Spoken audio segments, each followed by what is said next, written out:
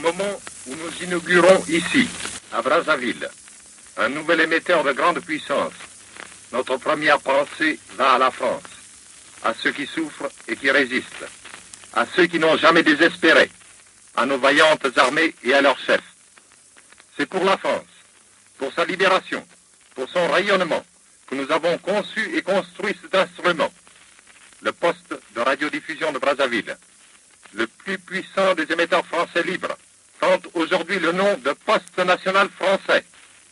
Nous entendons marquer par là qu'à Brazzaville va fonctionner un émetteur capable de porter dans le monde la voix d'une France souveraine.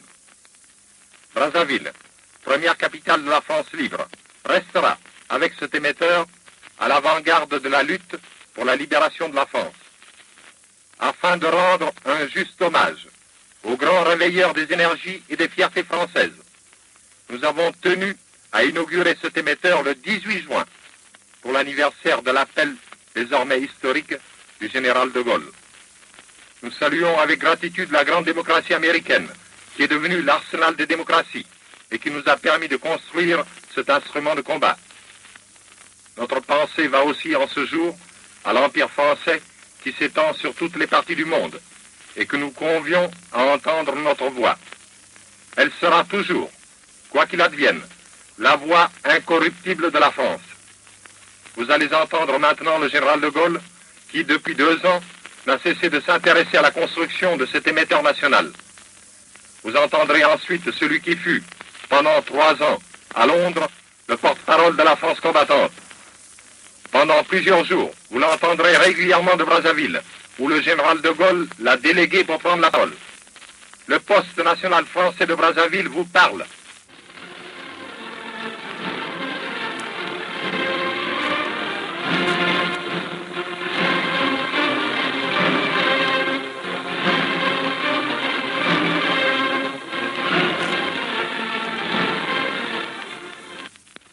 Radio Brazzaville fut pendant 3 années la voix libre, mais hélas la faible voix de ces morceaux d'empire qui, dans l'écroulement du désastre, avaient aussitôt choisi l'honneur, c'est-à-dire sauver la grandeur.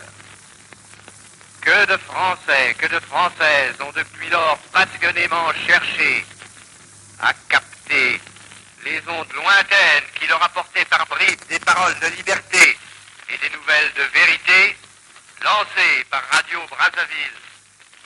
Que d'étrangers, amis, neutres ou ennemis ont écouté ce que disaient au cœur même de l'Afrique ces Français, quelque peu mystérieux, qui, à l'exemple des Éboués, des Larminat, des Leclerc, des Pléven, des Bois-Lambert, se ralliant autour de la croix de Lorraine, refusaient de plier les genoux. Or, voici que la voix libre de Brazzaville devient soudain plus forte et plus claire dans la capitale désormais légendaire de notre Afrique équatoriale, où n'a jamais flotté qu'un seul drapeau, notre drapeau. La France qui combat va se faire entendre sans entrave, mais non sans mesure, beaucoup mieux et beaucoup plus loin.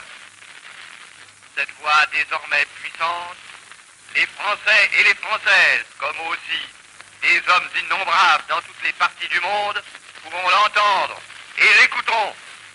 Elle parlera haut et clair pour informer les esprits et pour encourager les âmes jusqu'au jour où, s'accordant à toutes les ondes de l'univers, elle criera la victoire des Nations Unies et la gloire insigne de la France.